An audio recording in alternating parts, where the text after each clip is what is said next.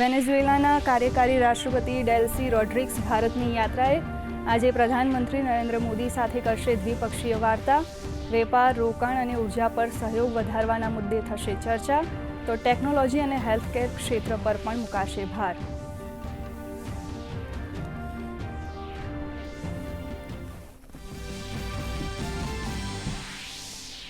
બિહારના મુઝફ્ફરપુરની પ્રસાદ હોસ્પિટલમાં આગની ઘટના। આઈસીયુ વોર્ડમાં વહેલી સવારે શોર્ટ સર્કિટને કારણે 4 દર્દીઓના મોત, અનેક લોકો ગંભીર હાલતમાં।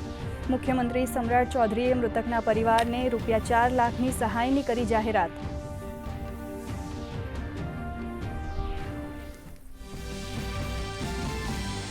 દિલ્હીના માલવીયા નગર અગ્નિકાંડમાં 21 લોકોના મોત મામલે આરોપી લવકેશને આજે કોર્ટમાં કરાશે હાજર, તો તંત્ર દ્વારા માલવીયા વિસ્તારની ગેરકાયદે હોટલોમાંથી બોર્ડ હટાવવાની કામગીરી શરૂ।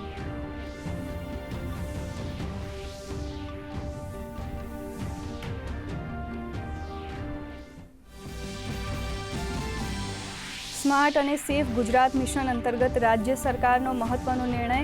મંત્રીમંડળે ગુજરાત વાયર ફ્રી સિટી મિશનને આપી મંજૂરી। 17 મનપા અને 151 નગરપાલિકાઓમાં પ્રારંભિક તબક્કામાં મંજૂરી, તો દેશમાં સૌપ્રથમ ગુજરાતમાં સર્વિસ કમિશનરેટ થશે કાર્યરત।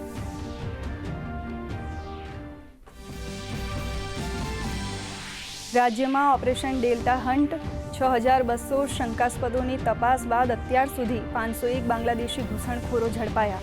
ગૃહ રાજ્યમંત્રીએ કહ્યું, ગેરકાયદેસર લોકોને આશરો આપનાર સામે થશે કાર્યવાહી, તો કોઈપણ પ્રકારની ગેરકાયદેસર ઘૂસણખોરી સામે પોલીસનું કડક અને મક્કમ વલણ। ચોમાસા પૂર્વે ગુજરાતમાં ડિઝાસ્ટર મેનેજમેન્ટ સક્રિય। ઝીરો કેઝ્યુલિટી માટે સરકારનો માસ્ટર પ્લાન। મુખ્ય સચિવની બેઠકમાં સુરક્ષા વ્યવસ્થાની સમીક્ષા। બચાવ કામગીરી માટે 36 ટીમ સ્ટેન્ડ બાય।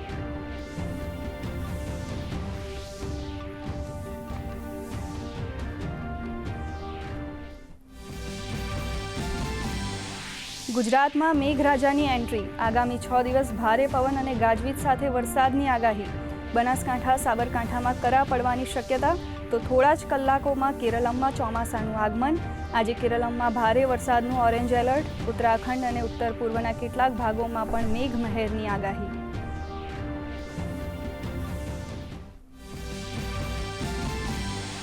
અમેરિકી સંસદમાં ટ્રમ્પને મોટો આંચકો। પ્રતિનિધિ સભાએ ઈરાન યુદ્ધ નીતિને રોકવા માટેનો ઠરાવ કર્યો પસાર, તો ઇઝરાયલ અને લેબનોન યુદ્ધ વિરામ અને પાયલટ ઝોન બનાવવા પર થઈ સહમતિ।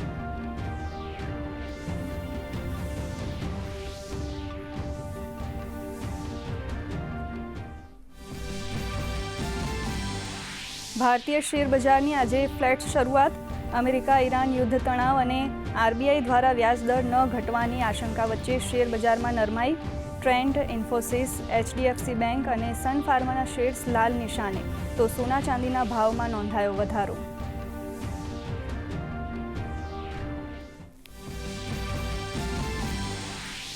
અમદાવાદમાં આજથી વિશ્વ યોગાસન ચેમ્પિયનશિપનો પ્રારંભ।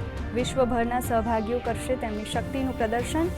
સ્પર્ધામાં 60થી વધુ દેશોના 400થી વધુ ખેલાડીઓ લઈ રહ્યા છે ભાગ। પ્રધાનમંત્રી નરેન્દ્ર મોદી સાંજે વર્ચ્યુઅલી કરશે સંબોધન।